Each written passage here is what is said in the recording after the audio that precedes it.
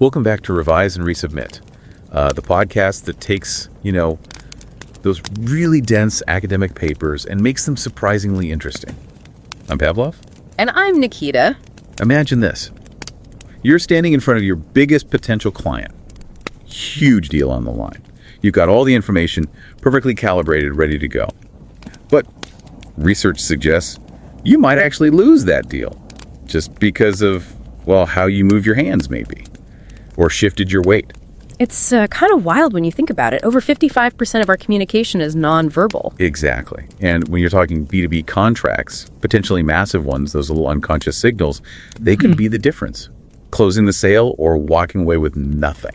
And yet, so often that nonverbal piece gets, overlooked, especially when we look at digital sales like live streaming. Well, today we're looking at some really groundbreaking research that actually quantified this rigorously. We're discussing a summary of an article called Posture as Information, Streamer Postures, and the Purchase of Micro and Small Enterprise Resellers in Live Streaming. And this isn't just any paper. It's published in the Journal of the Academy of Marketing Science. That's JMS, an FT50 listed journal, so top tier. Absolutely, and we really have to acknowledge the researchers behind this. Huge credit to Lulu from Henin University's Business School, and also to Jiming Feng and Zhenyu Ji, both from the School of Economics and Management at UESTC in China. Right, and Brian Murtha served as the area editor for the paper. Important role. Definitely.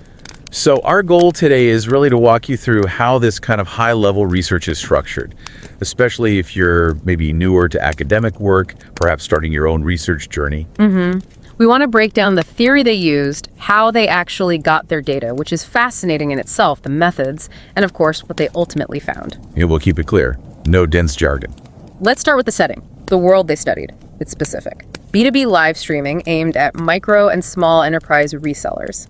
MSEs. Okay, why is that context so important? MSE resellers. What makes them different? Well, think about it. Unlike massive corporations, these smaller businesses, they're working with tight resources, limited budgets, limited time. So every purchase is a bigger risk for them. They have to resell this stuff, right? Precisely. They can't afford big mistakes on inventory. Live streaming helps because it cuts out intermediaries, reduces costs, streamlines things. Makes sense. And the growth is there. Oh, definitely. The numbers are pretty striking. Something like 73% of businesses using live streaming see a positive ROI. And the number of overseas B2B buyers watching these streams, it jumped 127% year on year since 2023. That's huge growth. Wow. Okay. So lots of research probably looks at what the streamer says or maybe how they look facially. That's typically the focus, yes. Appearance, verbal content. But these researchers spotted a gap. They realized that for these MSE buyers making big, rational decisions about large quantities, there had to be something else.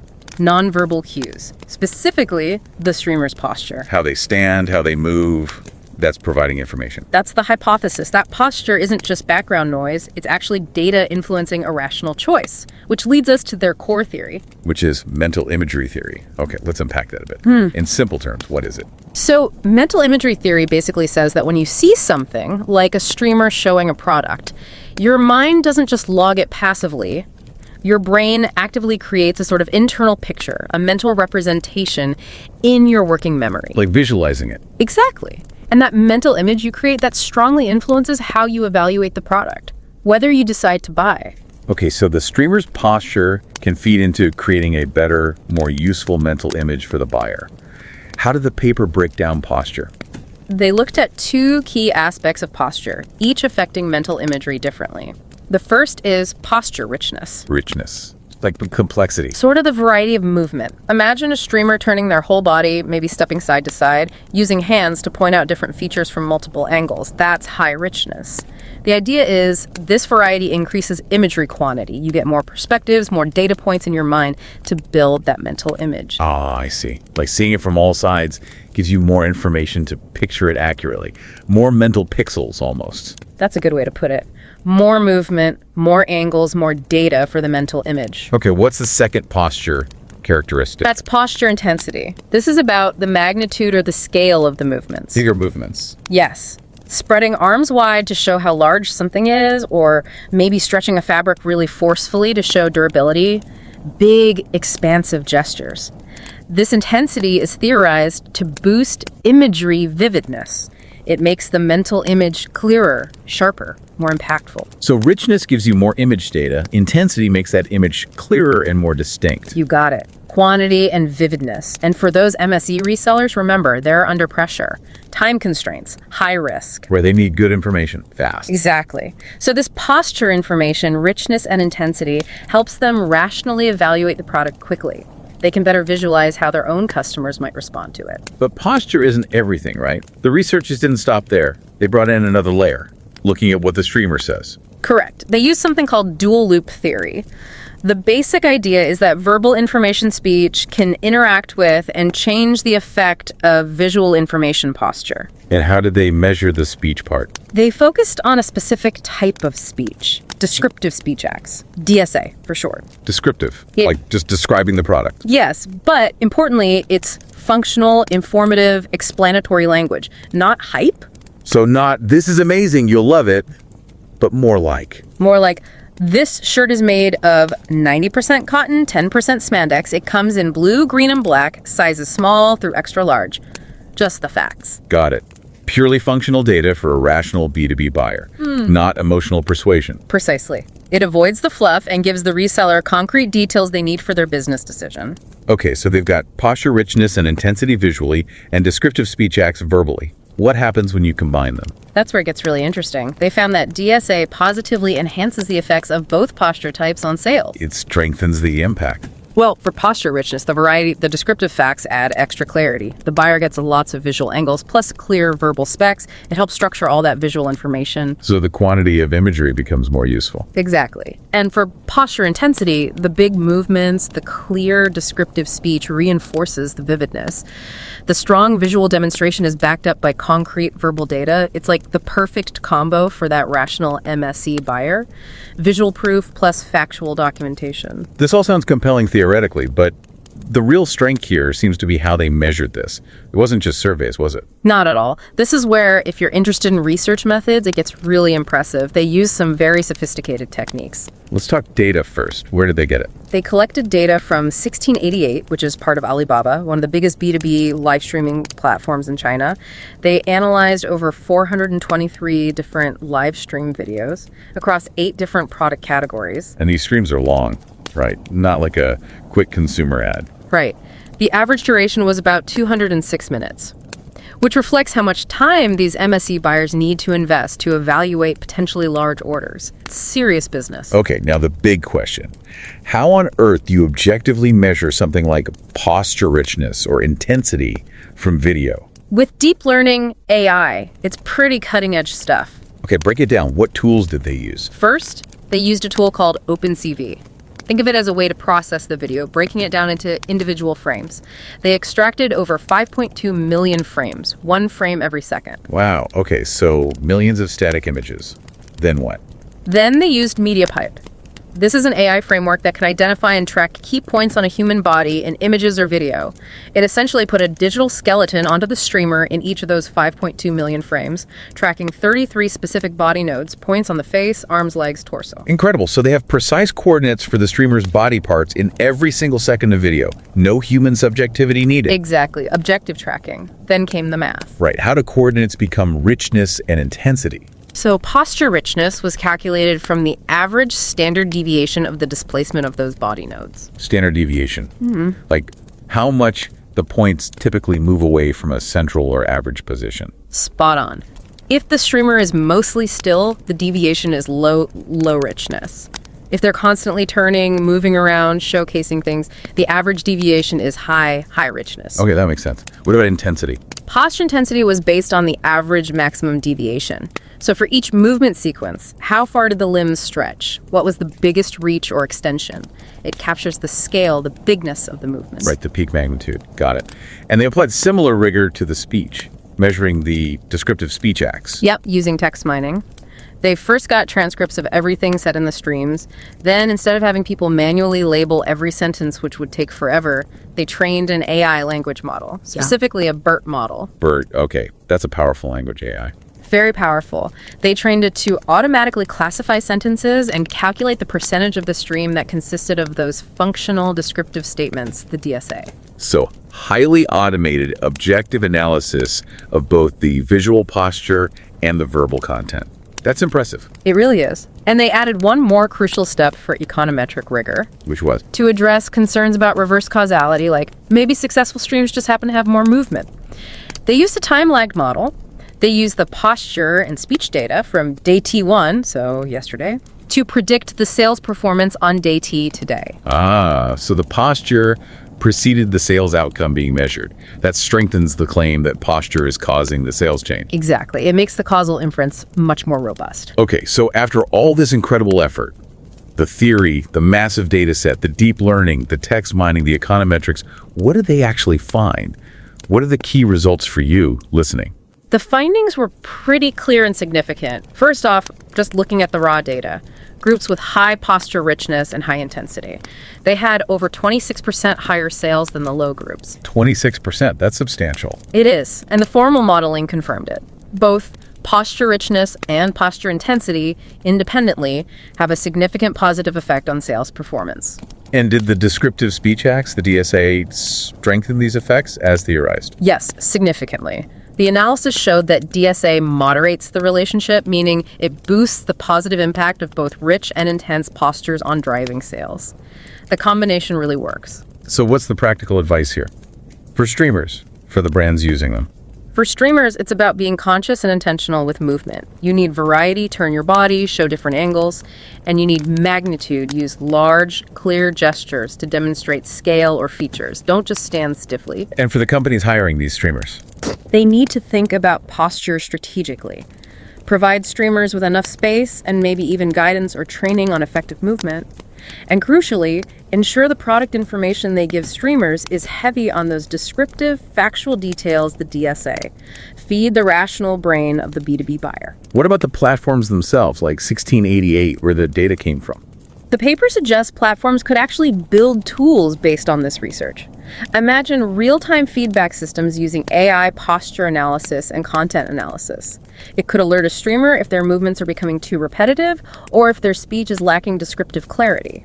A holistic approach. That's fascinating. So the big takeaway really seems to be that even in the supposedly cold, rational world of B2B commerce, these subtle, nonverbal cues, they aren't fluff. Not at all. They're measurable inputs that directly feed into rational evaluation through mental imagery. Yeah. They demonstrably drive sales. It's powerful stuff. It really is.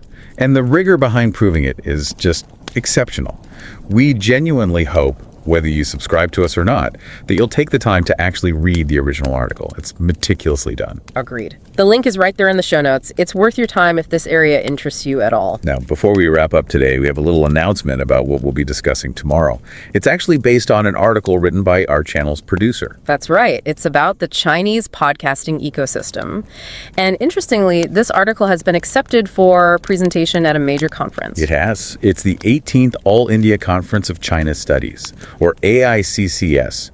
That's a really prestigious flagship event organized by the Institute of Chinese Studies, one of India's oldest think tanks focusing on China. And this year it's being hosted by the Indian Institute of Management Indore, IM Indore, from October 24th to 26th, 2025.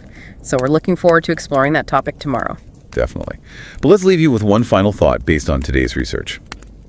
If a streamer's posture, tracked by AI down to the millimeter, can demonstrably influence a huge wholesale purchase, what unconscious signals are you sending out? In your own meetings, your negotiations, your professional interactions right now. Are you moving with a kind of richness and intensity that truly supports your message? Something to think about. And don't forget to subscribe to Revise and Resubmit on Spotify and Apple Podcasts. Until next time, keep those minds curious, keep questioning, and keep revising and resubmitting.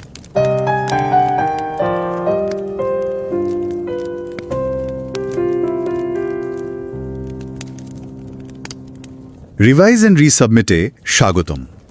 আমি Pavlov. আর আমি নিকিতা। ধরুন একজন ছোট ব্যবসায়ী অনলাইনে হয়তো পোশাক কিনে নিজের দোকানে বিক্রি করেন, তো তিনি লাইভ স্ট্রিমিং দেখছেন।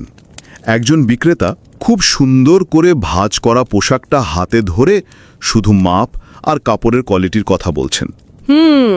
আবার আরেকজন বিক্রেতা উনি ওই একই পোশাক নিজে পরে নিলেন, তারপর ঘুরে এদিক ওদিক করে দেখাচ্ছেন কাপড়টা পরলে কেমন লাগে, হাঁটা চলা করলে কেমন দেখায়, মানে পুরো ব্যাপারটা জীবন্ত করে তুলছেন। আচ্ছা, এখন ওই ছোট ব্যবসায়ী যিনি রিসেলার, তার জন্য কোনটা বেশি ভরসাযোগ্য মনে হবে, কার কাছ থেকে তিনি কিনতে বেশি আগ্রহী হবেন? এই যে একটা সাধারণ প্রশ্ন, এর মধ্যেই কিন্তু আজকের আলোচনার মূল বিষয়টা লুকিয়ে আছে। ঠিক তাই। মানে লাইভ স্ট্রিমিংয়ে বিক্রেতার অঙ্গভঙ্গি, তার নড়াচড়া, এইগুলো ক্রেতার সিদ্ধান্তকে কতটা প্রভাবিত করে, বিশেষ করে যখন ক্রেতা নিজে একজন ছোট বা মাঝারি ব্যবসায়ী, মানে এমএসই রিসেলার। আর এই ইন্টারেস্টিং বিষয় নিয়ে কিন্তু একটা গভীর, মানে একেবারে বিস্তারিত গবেষণা হয়েছে, আর সেটা ছাপা হয়েছে মার্কেটিং দুনিয়ার একটা খুবই নামকরা জার্নালে। নয়, এফটি মানে ফাইন্যান্সিয়াল টাইমসের যে টপ 50টা বিজনেস জার্নালের লিস্ট আছে তার মধ্যে একটা। মানে গবেষণার মানটা বুঝতেই পারছেন। অবশ্যই, ও খুবই উঁচু মানের কাজ। লেখকদের নামগুলোও বলে রাখি, চীনের হেনান ইউনিভার্সিটির লু লিউ আর university of electronic science and technology of China, মানে ইউইএসটিসি এর জিয়ামিং ফাং এবং জেনইউজি। তাদের এই চমৎকার কাজটা নিয়ে আজ আমরা একটু সহজ করে কথা বলবো।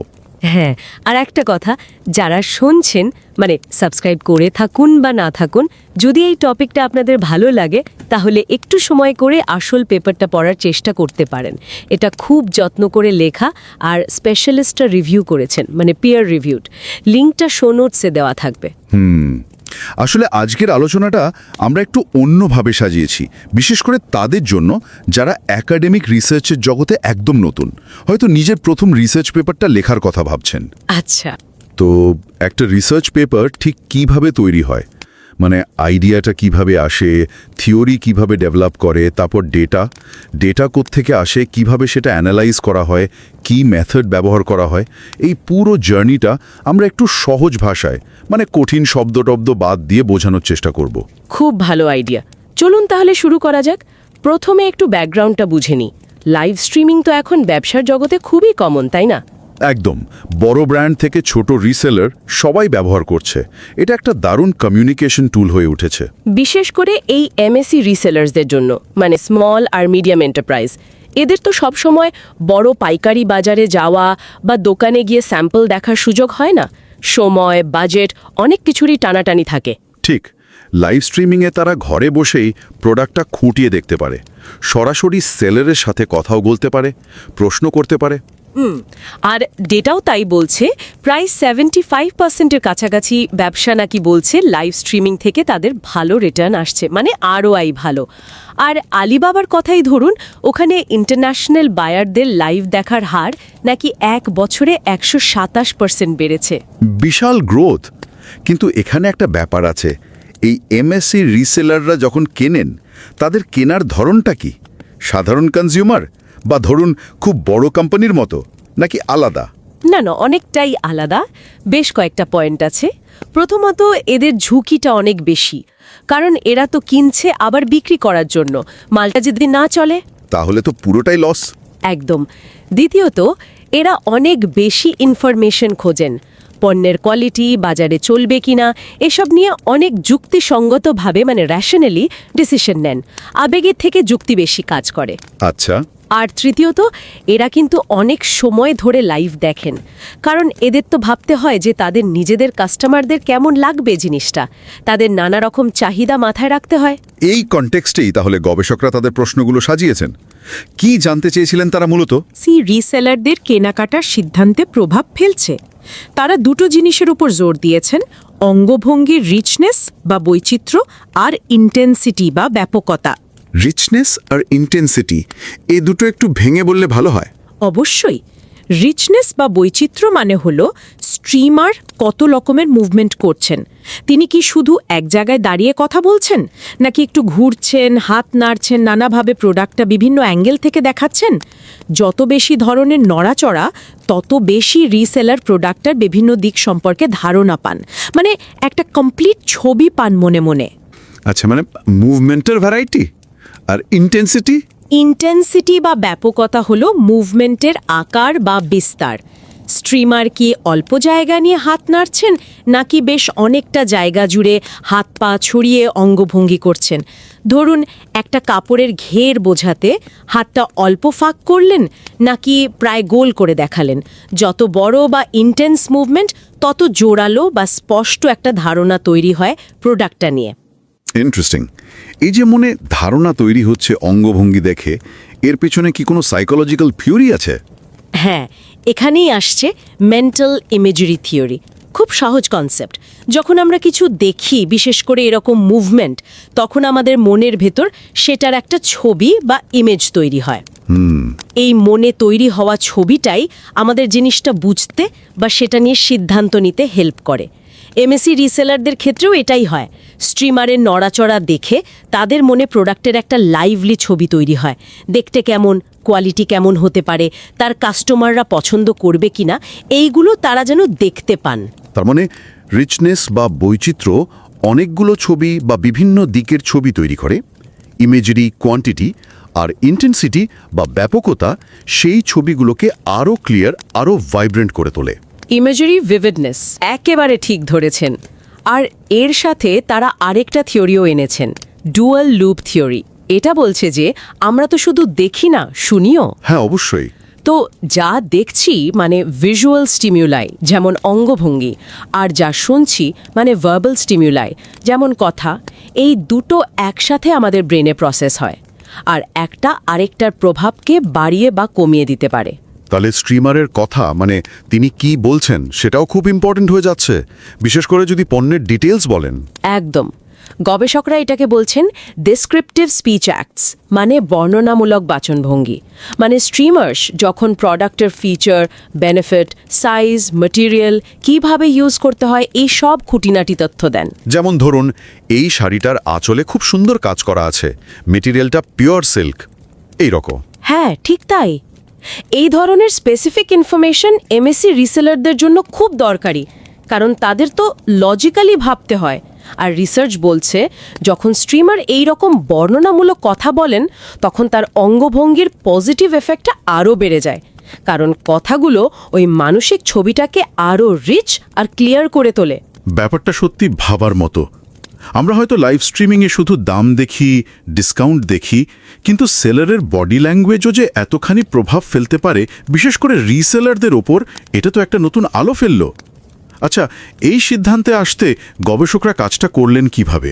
মানে মেথোডোলজিটা কি ছিল, ডেটা কোত্থেকে নিলেন? নিশ্চয়ই, এটা খুব ইন্টারেস্টিং পার্ট। তারা ডেটা নিয়েছেন চীনের একটা খুব বড় B2B লাইভ স্ট্রিমিং প্ল্যাটফর্ম থেকে, নাম 1688.com। এটা আলিবাবা গ্রুপের। 1688.com, এটাকেই বাছলেন কেন? কারণ এটা মেইনলি ছোট আর মাঝারি ব্যবসায়ীদের জন্য, মানে একদম টার্গেট গ্রুপের ডেটা পাওয়ার জন্য আদর্শ জায়গা। আর এখানে বিশাল সেলিব্রিটি ইনফ্লুয়েন্সারদের প্রভাবটা তুলনামূলকভাবে কম, তাই স্ট্রিমারের নিজস্ব আচরণের প্রভাবটা বোঝা সহজ। কটা লাইভ সেশন নিয়ে কাজ করেছেন? তারা মোট 423টা লাইভ সেশন অ্যানালাইসিস করেছেন। 8টা আলাদা প্রোডাক্ট ক্যাটাগরি থেকে নেওয়া, যেমন পোশাক, খাবার, ইলেকট্রনিক্স, এমনকি ইন্ডাস্ট্রিয়াল টুলসও ছিল। আর এই 423টা ভিডিও থেকে তারা কতগুলো ফ্রেম এক্সট্র্যাক্ট করেছেন জানেন? প্রায় 52 লক্ষ। বাপরে, 52 লক্ষ ফ্রেম! কিন্তু এত ফ্রেম থেকে ওই অঙ্গভঙ্গির রিচনেস আর ইন্টেন্সিটি মাপলেন কিভাবে? এটা তো ম্যানুয়ালি করা অসম্ভব। এখানেই তো টেকনোলজির কামাল। তারা ডিপ লার্নিং ব্যবহার করেছেন। প্রথমে ভিডিও থেকে প্রতি সেকেন্ডে একটা করে ফ্রেম নেওয়া হয়েছে। তারপর মিডিয়া পাইপ বলে একটা গুগল টুল আছে, সেটা ব্যবহার করে প্রত্যেকটা ফ্রেমে স্ট্রিমারের শরীরের 33টা মূল পয়েন্ট বা নোড, যেমন কাঁধ, কনুই, কবজি, কোমর, হাঁটু, এগুলোর পজিশন ট্র্যাক করা হয়েছে। মানে কম্পিউটার অটোমেটিক্যালি স্ট্রিমারের একটা ডিজিটাল স্কেলিটন বানিয়ে ফেলেছে প্রতিটা ফ্রেমে। অসাধারণ। তারপর ওই পয়েন্টগুলো দিয়ে মাপটা নিলেন কিভাবে? ওই 33টা পয়েন্টের লোকেশনের ডেটা অ্যানালিসিস করেই রিচনেস আর ইন্টেন্সিটি ক্যালকুলেট করা হয়েছে।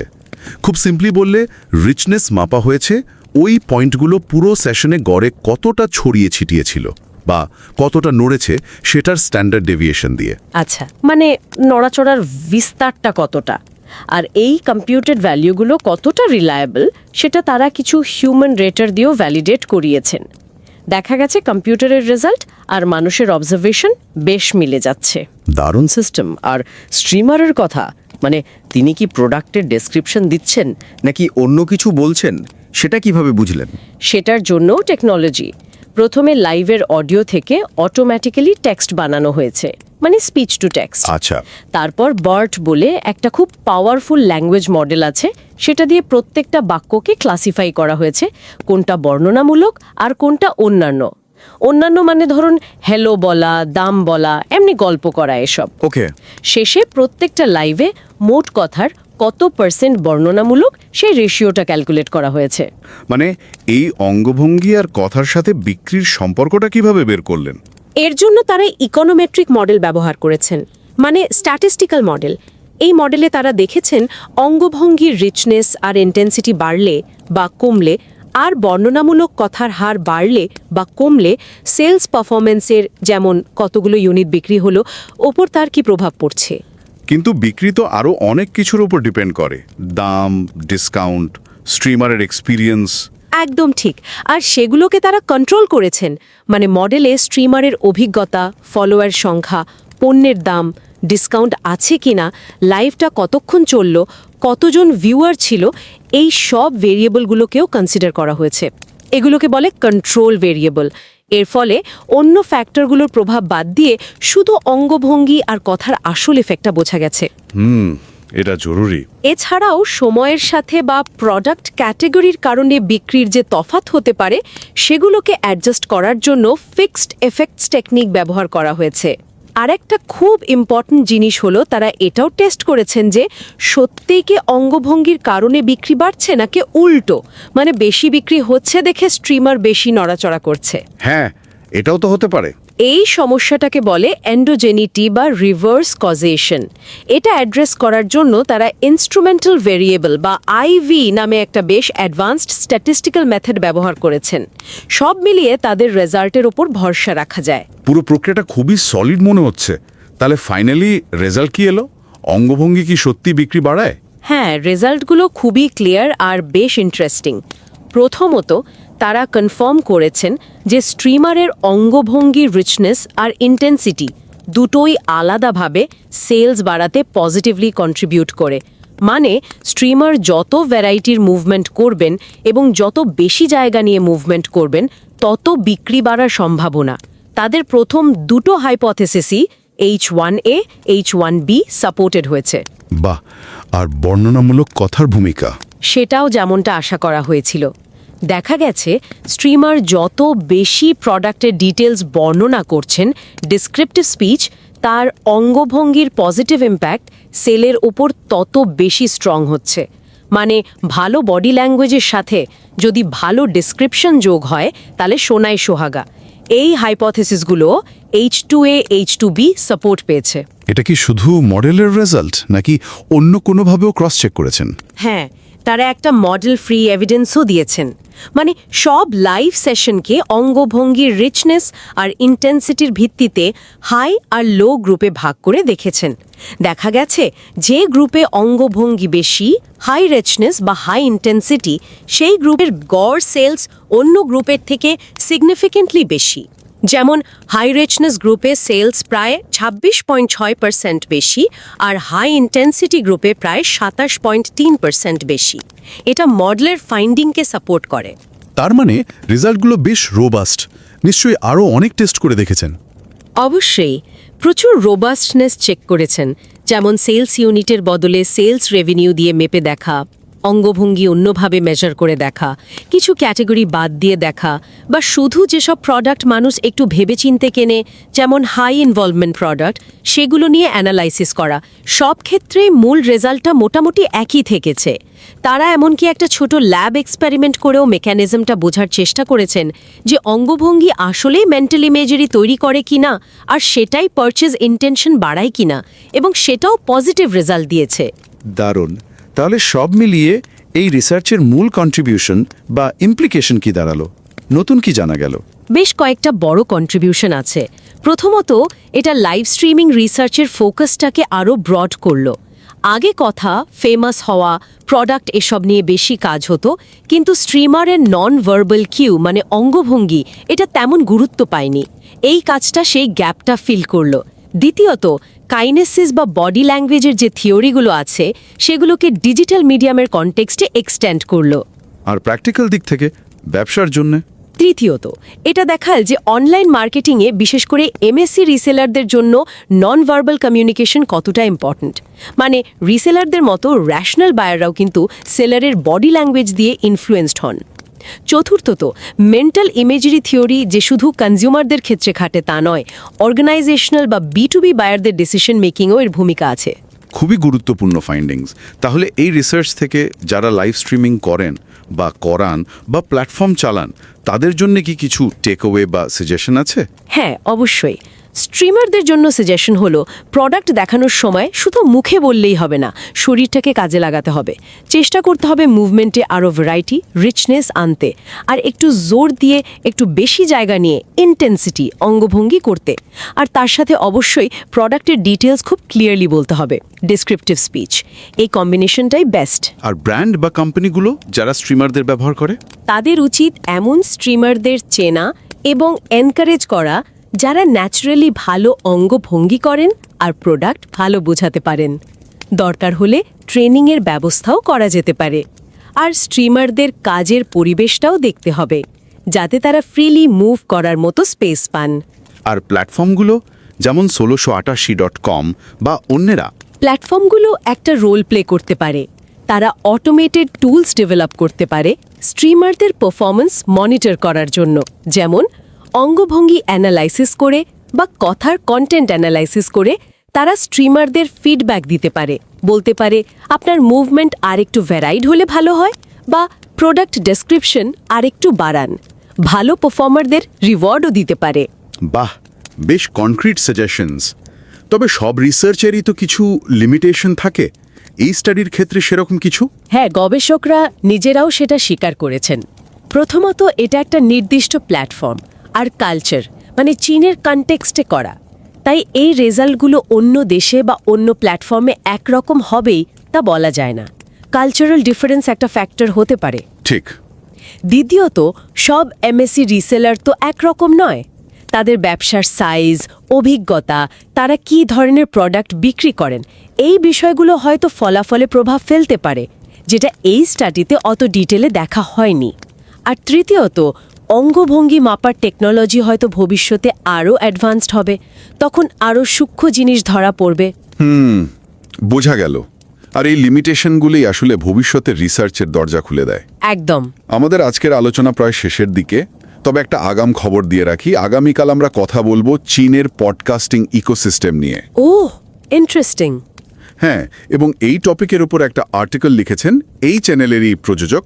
আর সেই আর্টিকেলটা ইনস্টিটিউট অফ চায়না স্টাডিজ বা ICS এর flagship conference 18th all India conference of China studies বা AICCS এ প্রেজেন্টেশনের জন্য অ্যাকসেপ্টেড হয়েছে।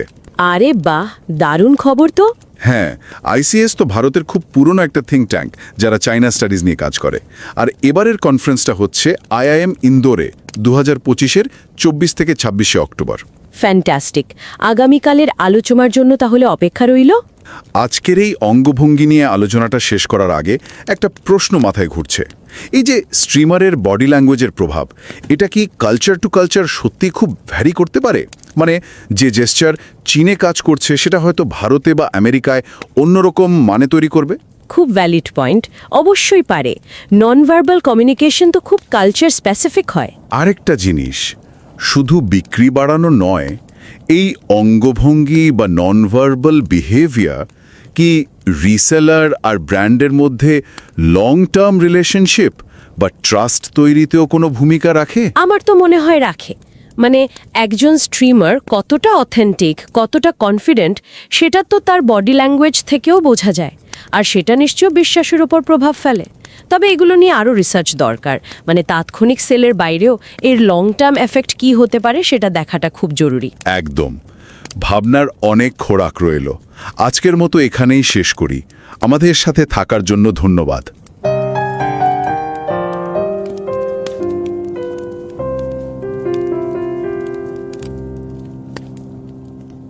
नमस्कार। रिवाइज एंड रीसबमिट में आपका स्वागत है। मैं हूं पावलोव। और मैं हूं निकिता।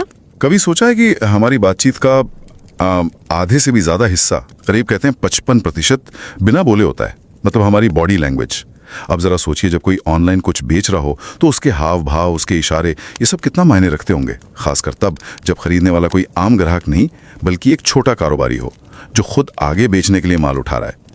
आज हम इसी दिलचस्प सवाल की तह तक जाएंगे। क्या लाइव स्ट्रीमिंग के दौरान वो जो स्ट्रीमर होता है, बेचने वाला, उसकी शारीरिक मुद्राएं, उसके हाव भाव, क्या वो वाकई बिक्री पर असर डालते हैं? और देखिए, ये चर्चा हवा में नहीं है, ये एक बहुत ही प्रतिष्ठित शोध पत्र पर आधारित है। ये journal of the academy of marketing science, मतलब जैम्स में छपा है। आपको बता दूं कि ये दुनिया के टॉप बिजनेस जर्नल्स में आता है, FT 50 लिस्टेड जर्नल है।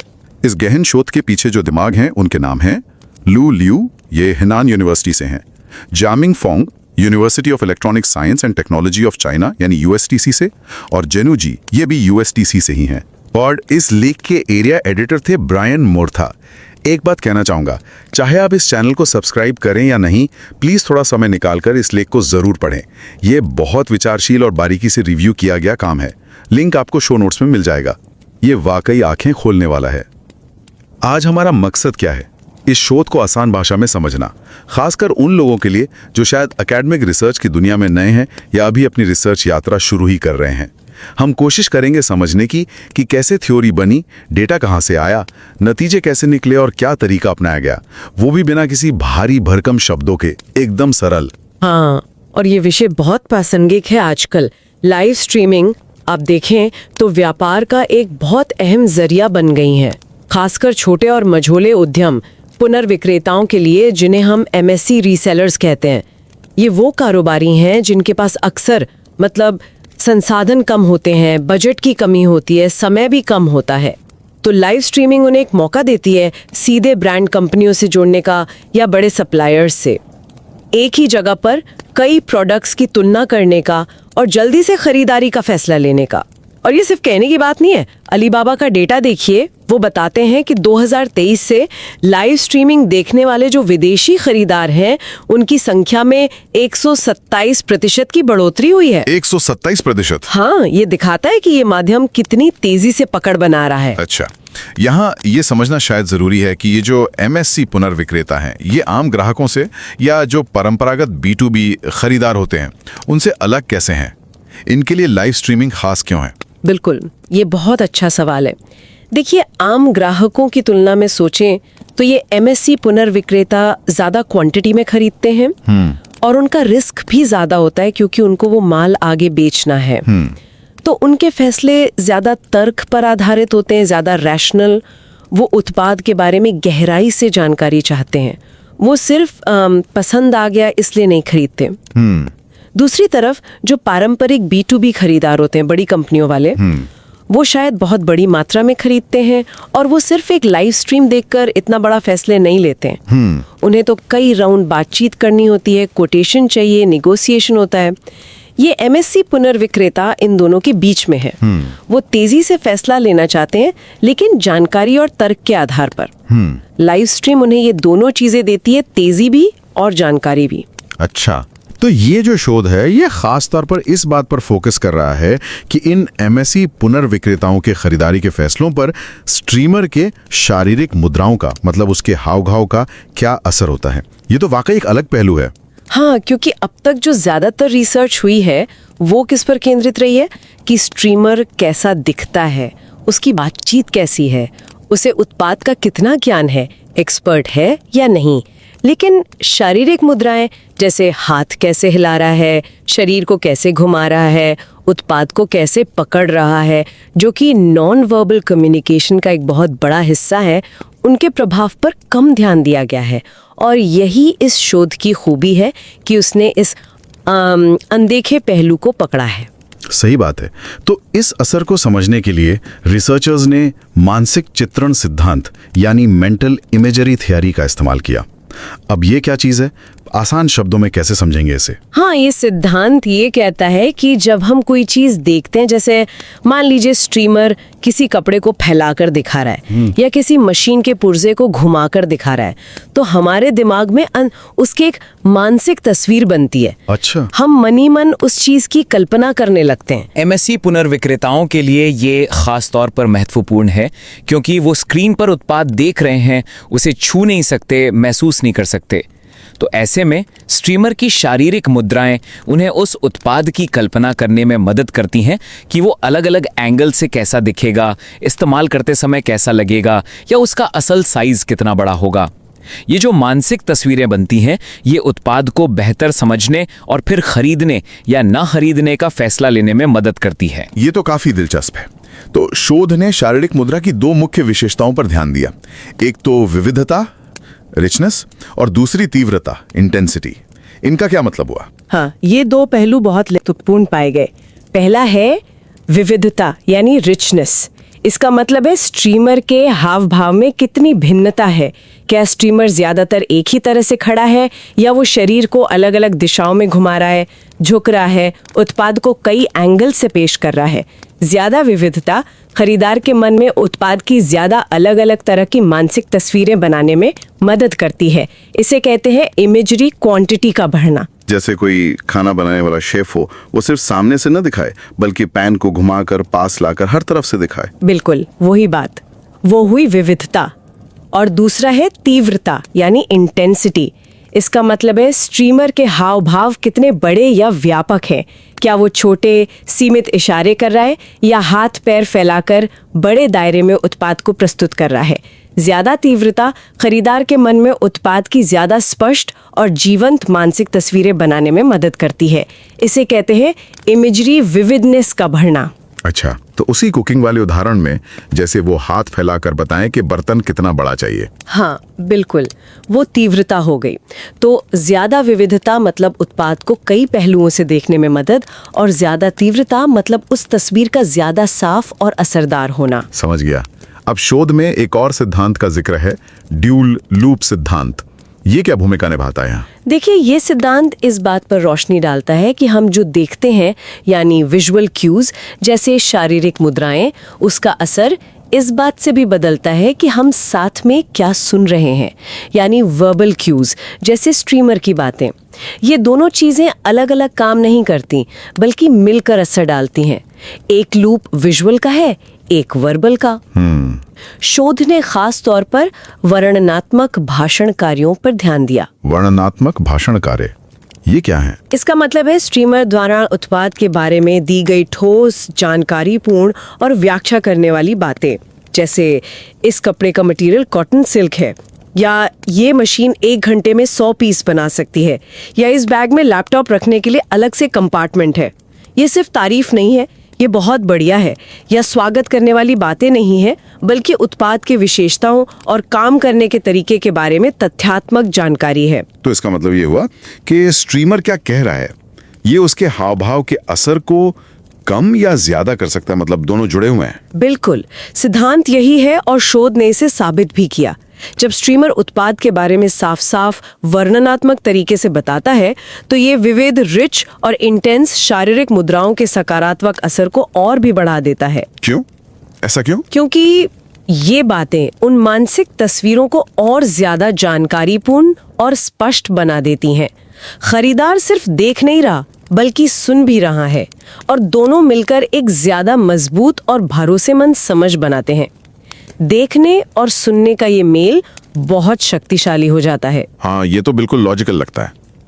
अच्छा, अब बात करते हैं कि रिसर्चर्स ने ये सब पता कैसे लगाया, ये स्टडी की कैसे गई, डेटा कहाँ से मिला?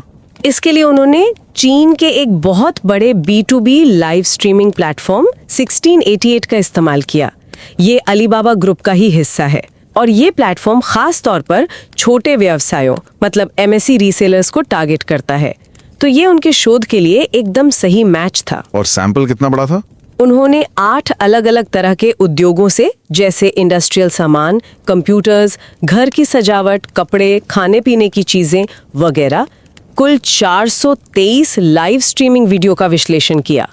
ये विविधता जरूरी थी ताकि नतीजे किसी एक खास तरह के उत्पाद तक ही सीमित न रहें।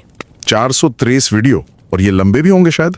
हाँ, ये वीडियो दिसंबर 2023 से फरवरी 2024 के बीच रिकॉर्ड किए गए थे और इनकी औसत लंबाई करीब 206 मिनट थी, मतलब लगभग 3.5 घंटे प्रति वीडियो। बाप रे। हाँ, ये काफी लंबे लाइव सेशन थे। और एक बहुत जरूरी बात उन्होंने ध्यान में रखी, उन्होंने बिक्री का डेटा स्ट्रीमिंग के अगले दिन इकट्ठा किया। अगले दिन क्यों? ताकि ये सुनिश्चित हो सके कि स्ट्रीमर की मुद्राएं बिक्री को प्रभावित कर रहे हैं, न कि पहले से हो रही अच्छी बिक्री की वजह से स्ट्रीमर ज्यादा उत्साहित होकर हाव भाव दिखा रहा है। इससे कारण और प्रभाव का रिश्ता, मतलब कॉजेलिटी, समझना आसान होता है। सही है, ये बहुत जरूरी पॉइंट है। लेकिन इतने सारे लंबे वीडियो से शारीरिक मुद्राओं और बातों को मापना, ये तो बहुत मुश्किल काम रहा होगा। ये किया कैसे गया? हाथ से तो नहीं किया होगा? नहीं, हाथ से करना तो लगभग नामुमकिन था। उन्होंने बहुत ही एडवांस टेक्नोलॉजी का इस्तेमाल किया, खासकर आर्टिफिशियल इंटेलिजेंस और कंप्यूटर विजन का। अच्छा, कैसे? देखिए, शारीरिक मुद्रा को मापने के लिए उन्होंने हर वीडियो से प्रति सेकंड एक फ्रेम, मतलब एक तस्वीर निकाली। कुल मिलाकर करीब 52 लाख फ्रेम। 52 लाख? हाँ। फिर एआई आधारित तकनीकों जैसे मीडिया पाइप का इस्तेमाल करके हर फ्रेम में स्ट्रीमर के शरीर के 33 मुख्य जोड़ों और हिस्सों जैसे कोहनी, घुटने, कंधे, कूल्हे की लोकेशन को ट्रैक किया। इन लोकेशंस में समय के साथ कितना बदलाव आ रहा है, इसके आधार पर उन्होंने गणितीय रूप से मापा कि स्ट्रीमर के हाव भाव में कितनी विविधता, रिचनेस और कितनी तीव्रता, इंटेंसिटी है। और ये कितना सही था, मतलब मशीन ने जो मापा? हाँ, उन्होंने ये भी चेक किया। उन्होंने कुछ वीडियो क्लिप्स इंसानों से भी रेट करवाए और पाया कि मशीन और इंसानी रेटिंग में काफी समानता थी, तो ये भरोसेमंद था। और बातों का विश्लेषण जो स्ट्रीमर बोल रहा था, उसके लिए पहले उन्होंने सॉफ्टवेयर की मदद से वीडियो के ऑडियो को टेक्स्ट में बदला, फिर एक और उन्नत एआई भाषा मॉडल, शायद बर्ट जैसा कुछ, इस्तेमाल किया। इस एआई को सिखाया गया था कि वो वाक्यों को पहचान सके कि कौन सा वाक्य उत्पाद के बारे में जानकारी दे रहा है, वर्णनात्मक, और कौन सा सिर्फ हालचाल पूछ रहा है या मजाक कर रहा है, गैर वर्णनात्मक। इस तरह उन्होंने हर स्ट्रीमिंग सेशन में वर्णनात्मक बातों का प्रतिशत निकाल लिया। कमाल है। तो मतलब बॉडी लैंग्वेज भी एआई से मापी और बातें भी एआई से समझी। फिर इन सारे आंकड़ों का विश्लेषण कैसे किया गया कि इनका बिक्री पर क्या असर पड़ रहा है? इसके लिए उन्होंने जो अर्थमेटिक मॉडल होते हैं उनका इस्तेमाल किया। ये परिष्कृत सांख्यिकीय विश्लेषण तकनीकें हैं। सरल शब्दों में कहें तो उन्होंने ये देखा कि जब स्ट्रीमर की मुद्राओं में विविधता या तीव्रता बढ़ती है तो क्या बिक्री, यानी कुल कितने लेन देन हुए, पर उसका कोई सकारात्मक असर पड़ता है, और क्या ये असर तब और ज्यादा होता है जब स्ट्रीमर वर्णनात्मक बातें भी ज्यादा कर रहा हो। हाँ। और इस विश्लेषण में उन्होंने बहुत सारे दूसरे फैक्टर्स को भी ध्यान में रखा, कंट्रोल किया, ताकि ये पक्का हो सके कि जो असर दिख रहा है वो मुद्राओं और बातों का ही है, किसी और चीज का नहीं। जैसे कि क्या कंट्रोल किया? जैसे स्ट्रीमर कितना अनुभवी है, उसके कितने फॉलोअर्स हैं, वो कितना आकर्षक दिखता है, स्ट्रीमिंग के दौरान उसकी भावनाएं कैसी थीं, इसे भी एआई से मापा गया था। उत्पाद किस तरह का है, उसकी कीमत क्या है, कोई छूट दी जा रही है या नहीं, वीडियो कितना लंबा था, कितने लाइक्स या व्यूज मिले, और यहाँ तक कि बेचने वाली कंपनी कितनी पुरानी या भरोसेमंद है। इन सब चीजों को कंट्रोल करने के बाद नतीजा देखा गया। वाह, ये तो वाकई बहुत गहराई से किया गया विश्लेषण लगता है।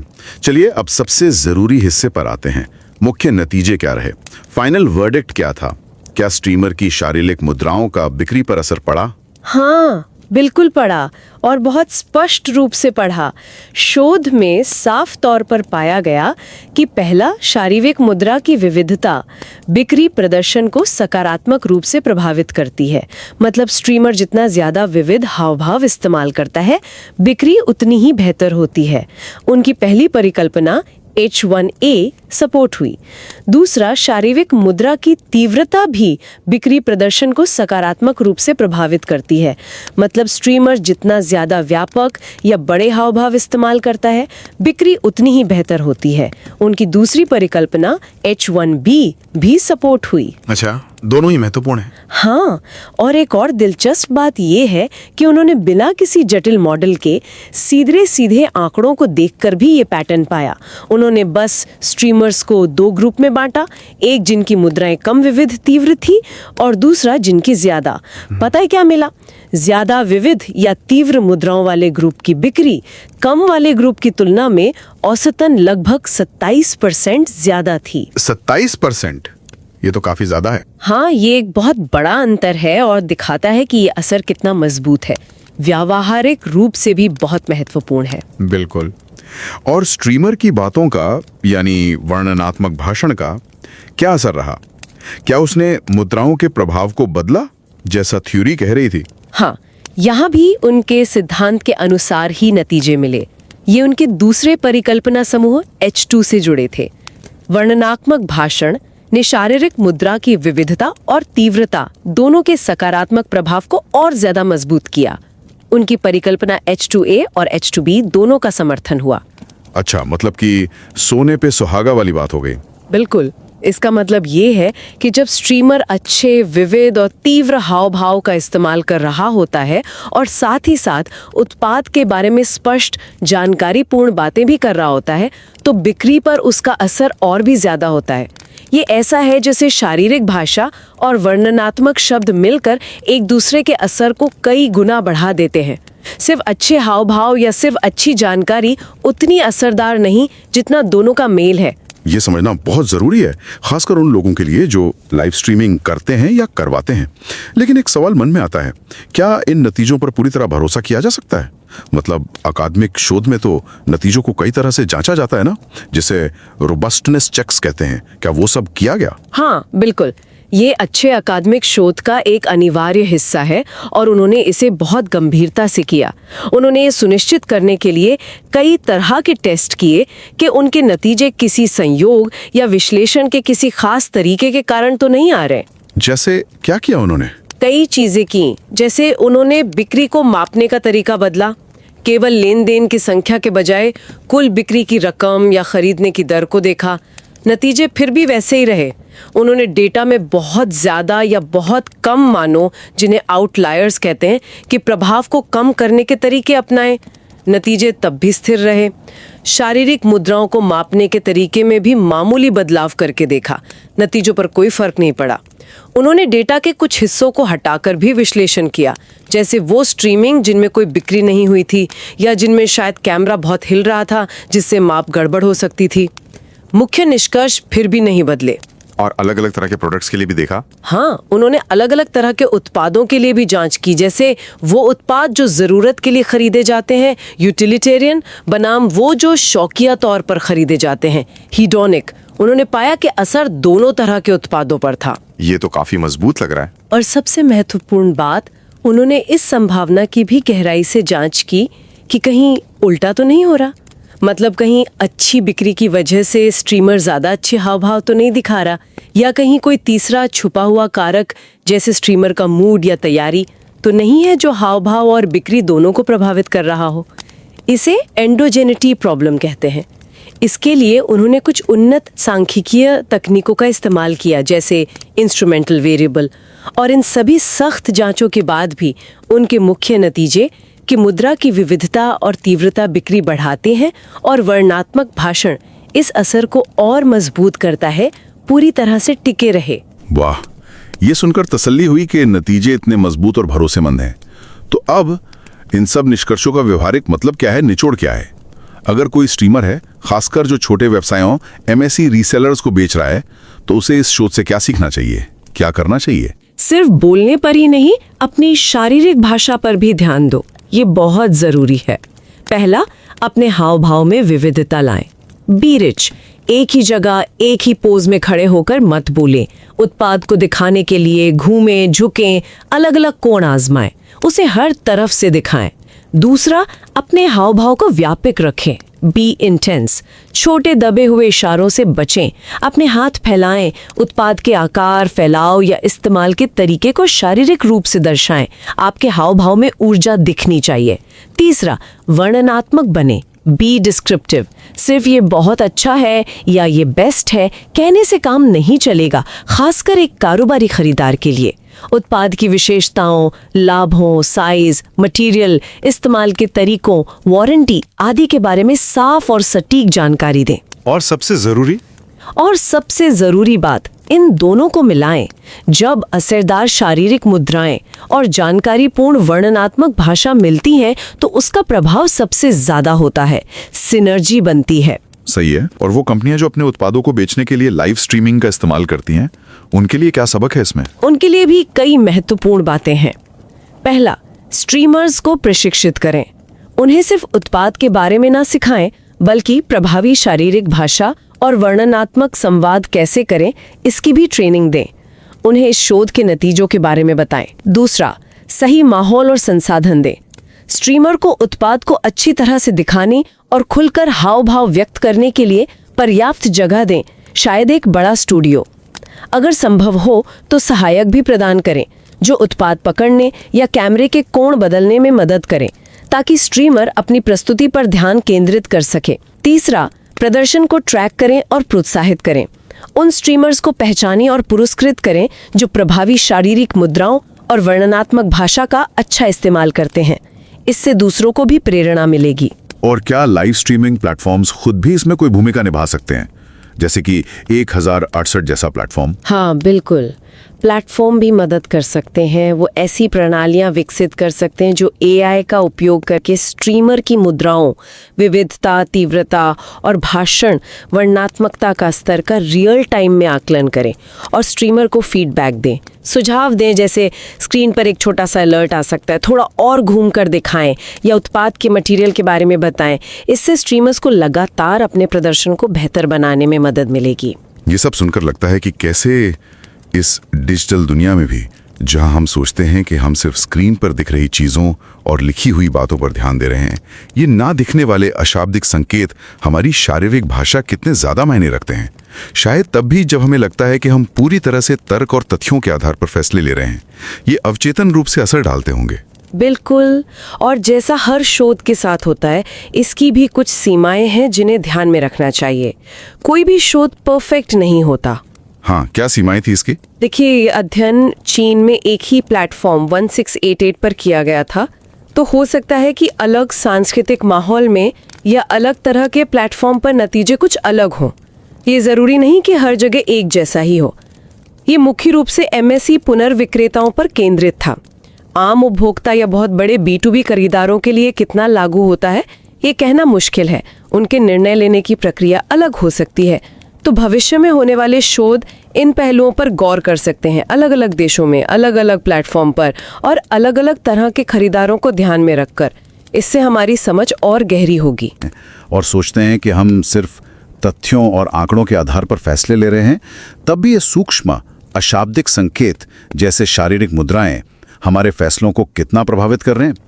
और क्या ऑनलाइन बातचीत में ऐसी और भी छिपी हुई मुद्राएं हो सकती हैं जिन पर हमारा ध्यान नहीं जाता, जैसे शायद हमारे लिखने का लहजा, हमारे ईमेल का टोन, हम इमोजी का इस्तेमाल कैसे करते हैं या किसी मैसेज का जवाब कितनी देर में देते हैं। सोचने के लिए बहुत कुछ है इसमें।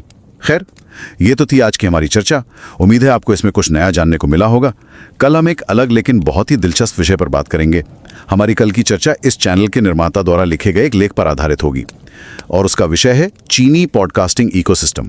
ये लेख 18th all India Chinese studies conference यानी AICCS में प्रस्तुति के लिए स्वीकार किया गया है। अच्छा, AICCS तो बहुत प्रतिष्ठित सम्मेलन है। हाँ, ये सम्मेलन भारत के सबसे पुराने और प्रतिष्ठित चीन अध्ययन थिंक टैंक्स में से एक चीनी अध्ययन संस्थान इंस्टीट्यूट ऑफ चाइनीज स्टडीज का एक फ्लैगशिप इवेंट है और इस बार इसकी मेजबानी IIM इंदौर कर रहा है 24 अक्टूबर से 26 अक्टूबर 2025 तक। तो कल की बातचीत सुनना ना भूलें, जरूर जुड़िएगा।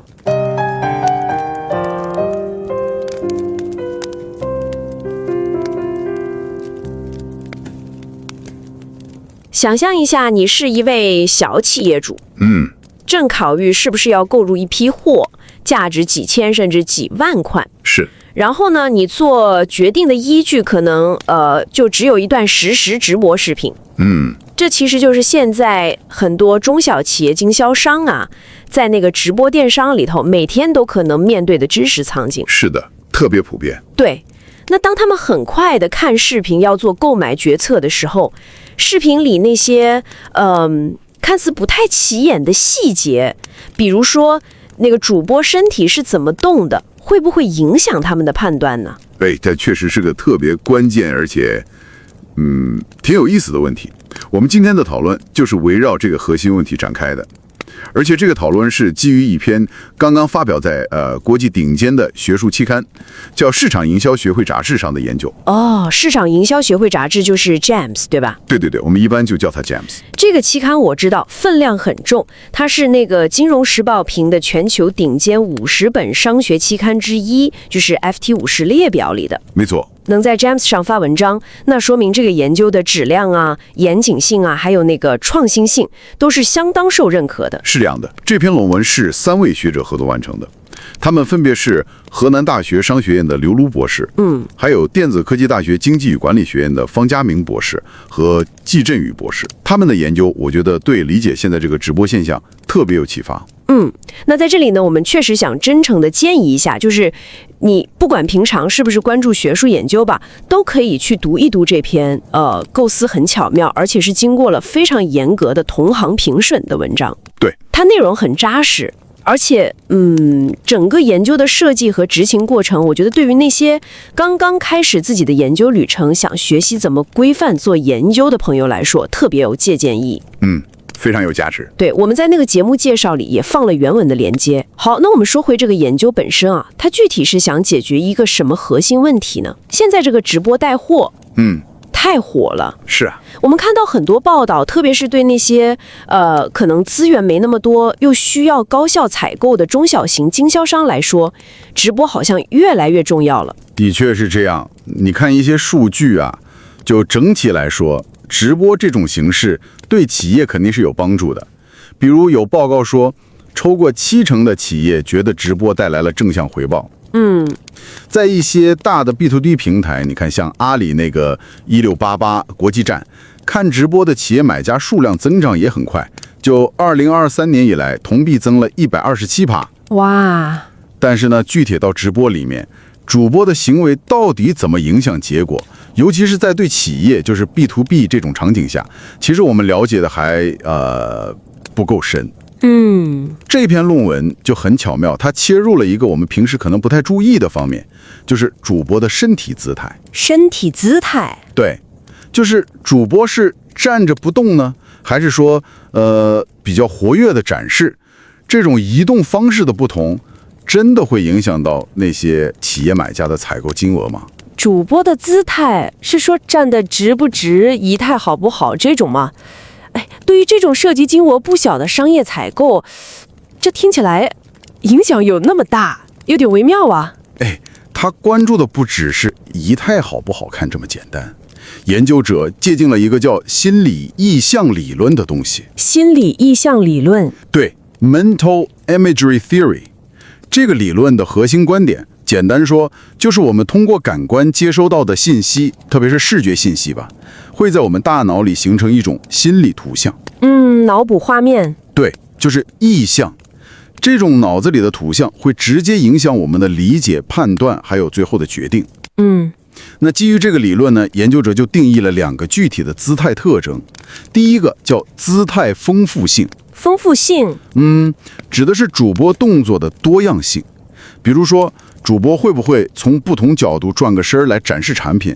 会不会用好几种不同的手势来指产品的细节？理论上认为啊，更丰富的姿态能帮买家在脑子里生成更多关于产品不同方面、不同角度的心理图像，就是说增加了意象的数量。quantity。明白了，就是脑子里画面的信息量更多了。对。然后第二个呢，叫姿态强度。强度？这个指的是主播动作的幅度。比如说，主播展示一件衣服，会不会把胳膊张开，做一些比较大的展示动作？介绍一个机器性能的时候，动作是不是显得更有力量感？研究者认为，动作幅度更大、更有强度的姿态，有助于生成更清晰、更生动的产品心理图像，这就提高了意象的生动性。vividness。我好像有点明白了，心理意象这就像是帮那些不能亲手摸到产品，也不能试用的买家，对，在脑子里头更清楚、更全面地看到产品什么样、怎么用，甚至能想象出拿到手的感觉。没错。那对于那些时间紧、预算又有限，还得快速做决定的中小企业经销商来说，这种脑补可能确实很关键啊。你完全抓住了关键点。这些中小企业经销商，研究里叫他们 MSC Resellers， 他们的情况很特殊。怎么说？他们不像我们个人买东西，可能看看喜欢就买了，容易冲动。他们是理性的，得考虑这批货买回来能不能卖掉，风险大不大。对，要赚钱的。是，但同时呢，他们又不像那些大企业的采购部，有大把时间、大把资源去做特详细的调查啊、比价啊、谈判啊。没那个条件。对，所以直播就成了他们快速获取信息、评估产品的一个特别重要的窗口。那么主播通过更丰富、更有力的姿态，就好比提供了一种视觉上的快捷方式，能帮这些经销商更快、更完整的在脑子里构建出产品的画面，然后更好的评估这东西值不值，风险怎么样。心理意向理论就告诉我们，就算是特别理性的商业决策，这种由视觉刺激引发的心理过程，在帮我们回忆信息、做评估的时候，也起着很基础的作用。确实，他们得在很短时间里处理好多信息。不过，光有动作演示可能还不够吧？主播在展示的时候说了什么，肯定也很重要啊。对，研究里好像也提到了这个，叫什么描述性言语行为。问得特别好，这就引出了研究的第二个理论支撑，叫双环理论。双环理论。这个理论其实挺直观的。他认为我们处理信息有两个通道，一个是你看到的视觉通道，比如主播的动作；另一个是你听到的听觉通道，比如主播说的话。视觉和听觉。对，而且这两个通道的信息不是各干各的，他们会相互影响，共同塑造我们最后的判断。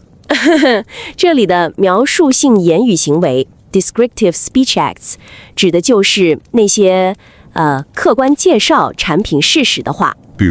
比如主播说，这款衬衫有5个颜色，料子是100%纯棉，尺码从 S 到 XXL 都有，或者说这台机器功率是 XX 瓦，长高高各是多少厘米。就这种非常具体功能性的信息陈述。就是说事实不带感情色彩那种。对，研究者的假设就是，当主播在做出丰富而且有力的姿态，也就是视觉刺激的同时，如果能更多的用这种描述性的言语，也就是言语刺激，那么姿态对销售额的积极影响会更强。就是说动作和语言得配上，效果才最好。没错，简单说就是清晰的语言描述能让生动的视觉展示效果更好，两者结合起来，可能 1+1 大于2。视觉和听觉信息形成了协同效应。这个逻辑听起来很顺，视觉动作帮我们搭个框架，描述性的语言呢就往里填细节。对，就是这个意思。那研究者具体是怎么做的呢？从几百场直播视频里去测量那个姿态丰富性和姿态强度，这些听起来有点抽象啊，还有分析语言，感觉就好复杂。我们能聊聊他们的数据和方法吗？我觉得这部分对那些刚开始做研究或者对研究过程好奇的听众应该特别有启发。好啊，这确实是这项研究在方法上的一个亮点。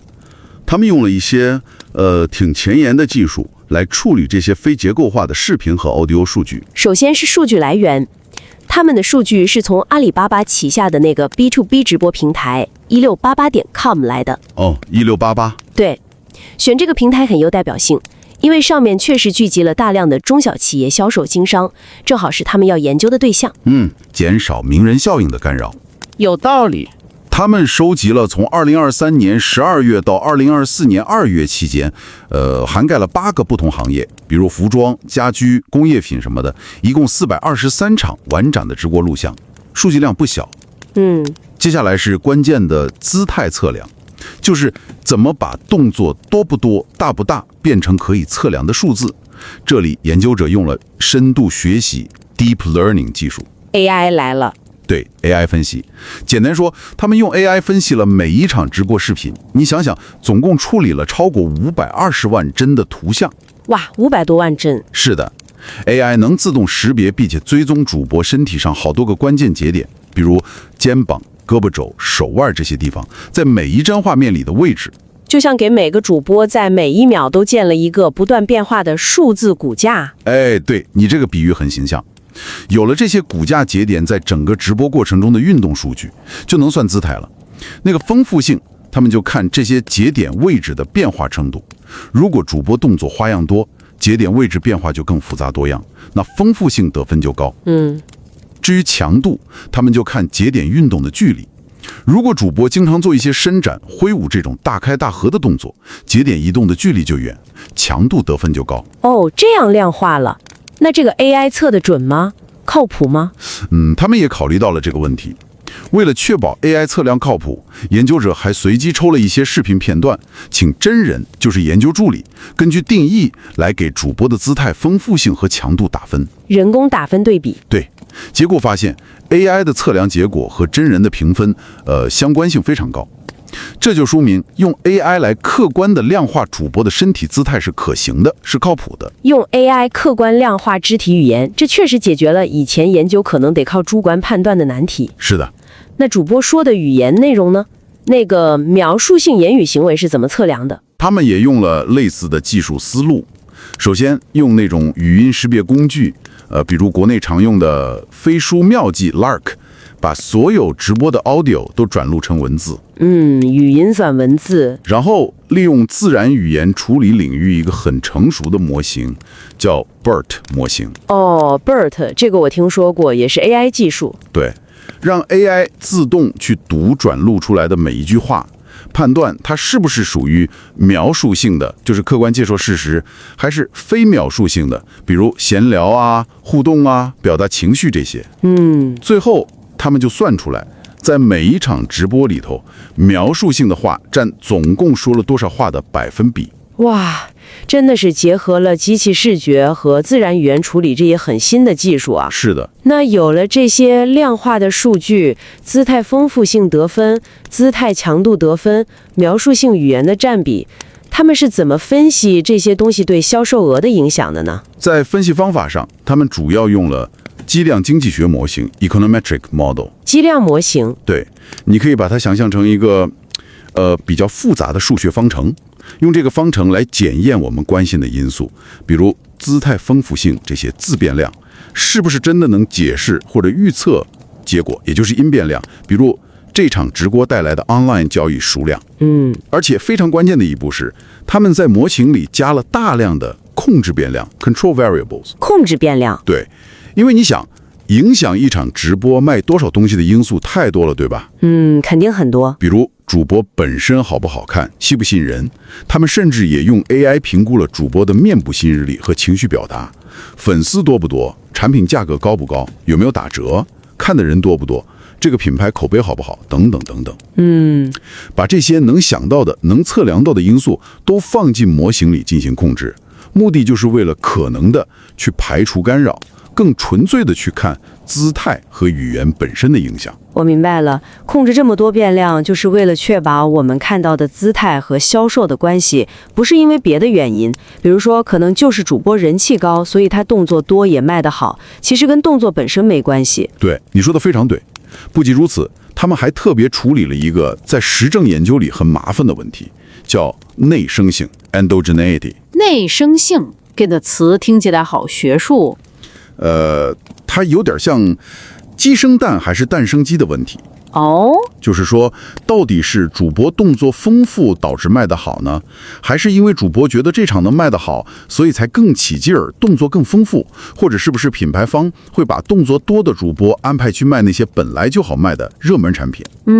这确实是个问题。如果存在这种情况，我们直接看到的姿态和销售的正相关，就不能说明是姿态导致的销售，可能只是他们恰好同时发生。那怎么解决呢？为了解决这个问题，他们用了一种叫工具变量法 （Instrumental Variable IB） 的统计技巧。工具变量法。对，这个方法有点复杂，简单来说，他们找到了一个工具，这个工具变量需要满足2个条件。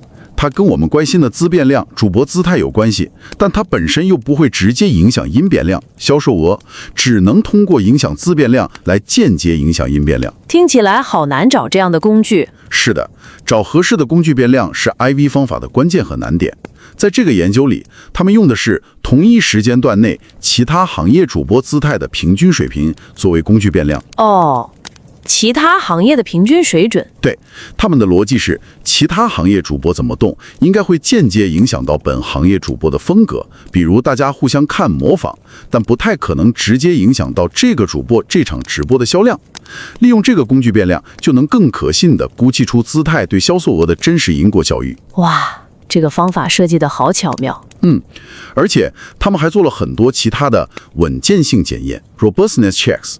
比如换不同的方式去测量销售和姿态，或者去掉一些特殊情况的直播再分析，看结果是不是还一样。结果呢？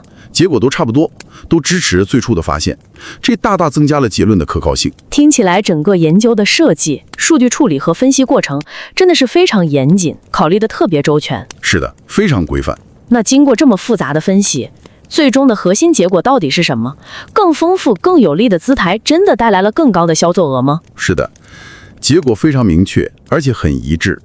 研究发现，姿态丰富性和姿态强度都对销售业绩，他们是用直播期间的 online 交易数量来衡量的，产生了显著的积极影响。简单说，就是主播的动作越是多样，幅度越大，这场播主卖出去的东西就越多。所以他们最初的假设 H1A 和 H1B 都得到了数据的有力支持。这挺有意思的呀。那描述性的语言呢？它是不是像理论说的那样起到了助攻的作用？的确是。研究进一步发现，描述性言语行为的比例越高，那么前面说的那个姿态丰富性和姿态强度的积极效果就变得越强啊，效果加倍了。可以这么理解，这说明视觉信息主播怎么动和言语信息主播说什么之间确实存在协同效应。当主播既能用生动的姿态来吸引注意力，帮助买家构建心理意向，又能用清晰客观的语言提供产品细节的时候，对销售的促进作用是最大。所以假设 H2A 和 H2B 也都得到了支持。而且这些结论在经过了各种严格的稳健性和内生性检验之后依然成立，让人对这个结果很有信心。哇，这研究结果非常有启发性啊！所以说，对于那些面向小企业经销商做直播的主播们来说，重点不仅仅在于展示什么产品，说了哪些信息，还得特别注意自己是怎么说，尤其是怎么动的。身体语言本身就是一条非常重要的信息渠道。绝对是。这项研究直接指向了一些非常具体的实践建议。比如说，对主播来说，就应该更有意识地去运用更多样化、更大幅度的身体动作来配合产品展示。同时呢，语言上要侧重于提供清晰、客观、详实的产品信息，而不是过多的闲聊或者纯粹的情绪调动。动作要大，话要实在。对，那对于运营直播的品牌方来说呢，也应该认识到主播姿态的价值，并且为此提供支持。怎么支持？比如说，可以给主播提供相关的仪态或者展示技巧的培训，或者至少要确保直播间有足够的空间，让主播能自如地活动和展示，而不是缩手缩脚的。对，地方得够大。甚至对于直播平台本身，未来或许可以开发一些智能化的辅助工具。像什么？就利用类似这项研究里用到的人工智能技术实时分析主播的姿态特征，比如丰富性、强度得分是多少，还有语言风格，比如描述性语言占比高不高，然后给主播提供一些即时的反馈和改进建议。哇 ，AI 实时指导主播，理论上是可行的。这个有意思。所以我们今天讨论的核心信息似乎就是，即使是在通常被认为非常理性的 B2C 商业采购场景里，特别是在面向中小企业经销商的这种快节奏的直播环境里，像主播姿态这样的非语言线索，其实扮演着非常关键的角色。的确，而且，如果能把有效的非语言沟通，也就是丰富有力的姿态，和清晰的言语沟通，就是描述性的信息，巧妙地结合起来，就能实实在在地提升销售成果。对，总结得非常好。这项研究很有力地揭示了，视觉信息处理，也就是在咱们脑子里构建心理意象这个过程，对于我们的决策行为是多么的基础和重要。